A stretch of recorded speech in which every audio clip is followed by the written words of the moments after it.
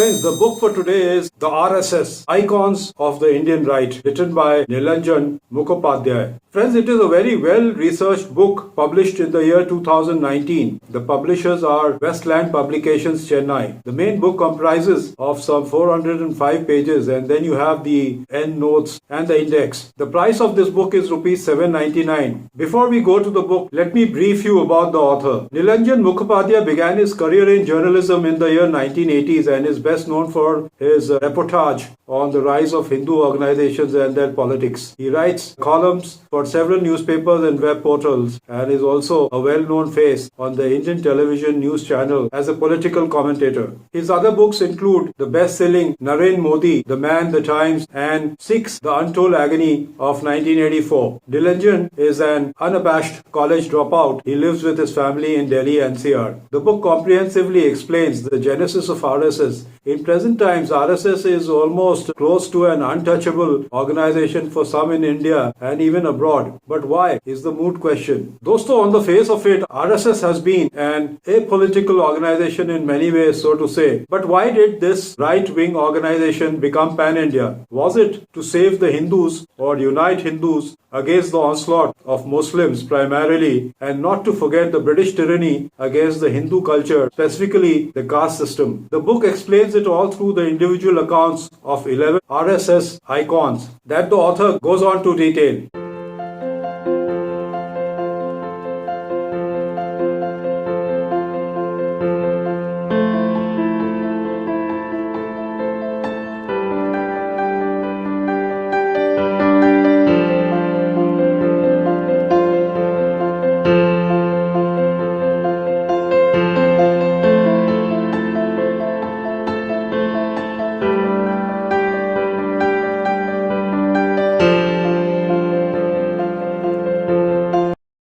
In nutshell, can anyone say RSS was a befitting counterweight to the Muslim League? Figure it out for yourself by reading the book. Taking the cue from the book further, in the history of the Rashtriya Swayamsevak Sangh, RSS, which is known for the domineering presence of Kon Kanastha and Chitpavan Brahmins, it is probably one of the biggest rarities of fate that its founder was born into a family of migrants from a village in Telangana. In early decades of the 19th century, several landless Brahmin families who made their living as priests in Nizamabad district were forced to flee their homes under the Mughal rule. Many chose to settle in Nagpur, a city that was ruled by Maratha Bhosle kings, mainly because the dispensation supported Vedic learning. Keshav Baliram Hejward's great-great-grandfather was among those who made the city his home. Gradually, these immigrant families from Andhra Pradesh began to assimilate and not only did adapt to Maharashtrian customs, but also began looking up to local historical icons as their very own. The book gives a good account of partition and the initial Bengal links of some of the RSS leaders, such as Keshav Baliram Hejward, who was the founder of RSS,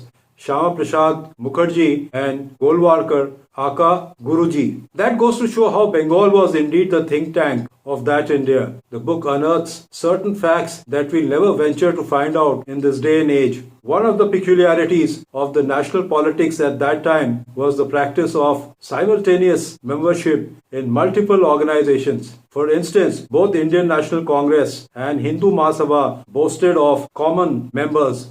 RSS was formed for the promotion of Hindus, and at the time of partition when refugees entered India from Pakistan, RSS did some stellar work in looking after them in terms of food, shelter and security. These refugees soon started off with small trade, but they didn't snap their relationship with the RSS. Rather, they became members of the RSS. And did you know that Veer Savarkar was not a member of BJP's erstwhile political avatar, the JANSANGH, or even Rashtriya Swayamsevak Sangh, that is RSS. But leaders of the Sangh Parivar, including Prime Minister Narendra Modi, always held him in great esteem. Yes, a fog of mystery does surround the Rashtriya Swayamsevak Sangh, or RSS, even today, the largest cadre-based organization in the world. The political toe chain that goes on between the RSS and the political offshoot, earlier JANSANGH and now BJP, is covered in the individual accounts quite comprehensively, which is otherwise a mystery to the common man of India.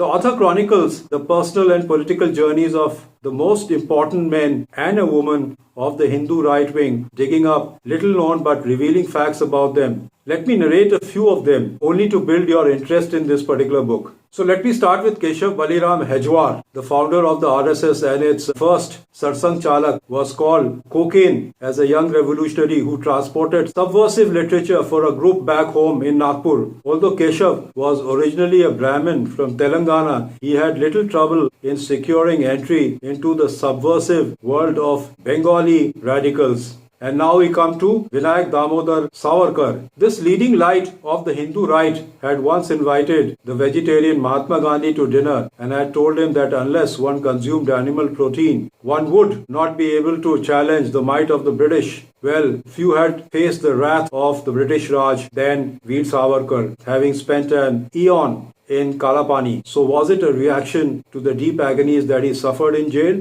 Madhav Sadashiv Golwalkar, Akka Guruji, the iconic hermit ideologue whose appointment as Satsang Chalak was challenged by many in the RSS itself, had maintained the only work that needs to be done is to unite organized, fragmented Hindu society into a large corporate entity through the daily work of RSS. Shyama Prasad Mukherjee, a brilliant academic statesman who became part of Nehru's cabinet. Mukherjee had several differences with the Prime Minister. He once asked Nehru, are Kashmiris Indians first and Kashmiris next, or are they Kashmiris first, second and third and not Indians at all?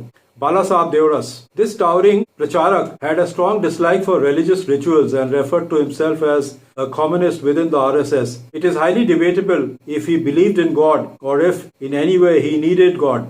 Deen Dayal Upadhyay, the man who propounded the philosophy of integral humanism, was opposed to the partition of India and recommended that if we want unity, we must adopt the yardstick of Indian nationalism, which is Hindu nationalism, and Indian culture, which is Hindu culture. These and other leaders, including Vijay Raje Scindia, Atal Bihari Vajpayee, Lal Krishna Advani, Ashok Singhal, and Bal Thackeray, are all covered in this book. Through individual stories of the organization's tallest leaders, a bigger picture emerges in spite of the three-time ban on RSS,